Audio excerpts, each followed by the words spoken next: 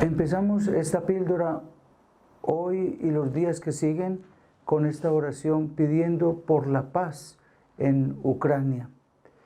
Padre de bondad, gracias por enviarnos a tu Hijo Jesucristo, Príncipe de la Paz. Él dijo a sus apóstoles: la paz les dejo, la paz les doy. No mires nuestros pecados, sino la fe de tu pueblo, y concédele la paz y la unidad, particularmente a tu pueblo ucraniano. Concédenos el cese de hostilidades.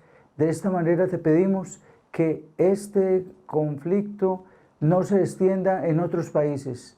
Te lo pedimos a ti, Padre de bondad, a ti, Cristo Jesús, Príncipe de la Paz, a ti, Espíritu Santo, que guías los destinos de los pueblos.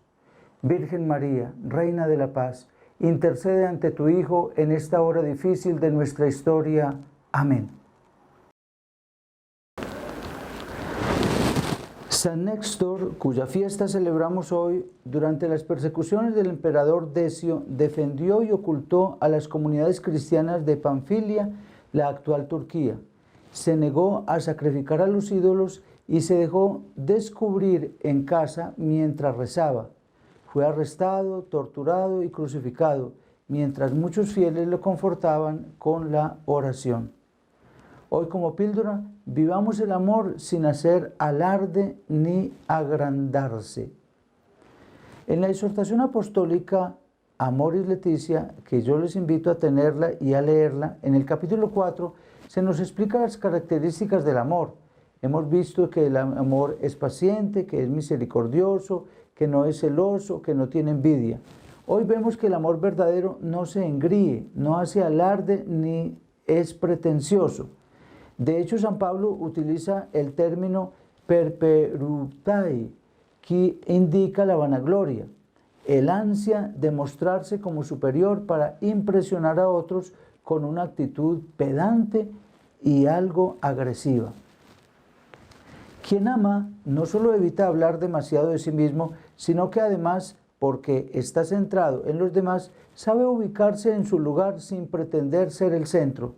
La palabra siguiente, phisiolutai en griego, es muy semejante porque indica que el amor no es arrogante. Literalmente expresa que no se agranda ante los demás e indica algo más sutil. No es solo una obsesión por mostrar las propias cualidades, sino que además se pierde el sentido de la realidad.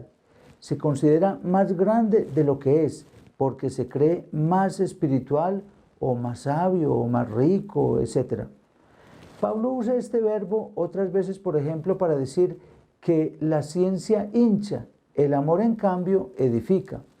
Es decir, algunos se creen grandes porque saben más que los demás y se dedican a exigirles y a controlarlos, cuando en realidad lo que nos hace grandes es el amor que comprende, cuida, protege al débil.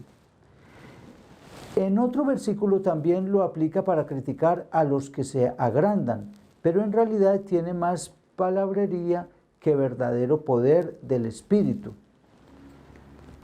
Es importante que nosotros, y particularmente los cristianos, vivamos esto en su modo de tratar a los familiares poco formados en la fe, frágiles o menos firmes en sus convicciones.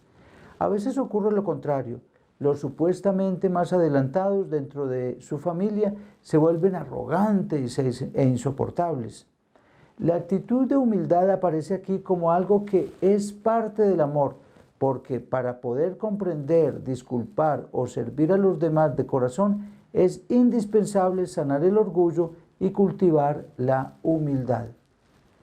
Jesús recordaba a sus discípulos que en el mundo del poder cada uno trata de dominar a otro y por eso les dice: no ha de ser así entre ustedes.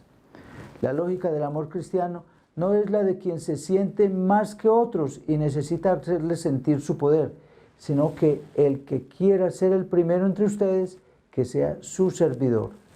En la vida familiar no puede reinar la lógica del dominio de unos sobre otros o la competición para ver quién es más inteligente o poderoso, porque esa lógica acaba con el amor.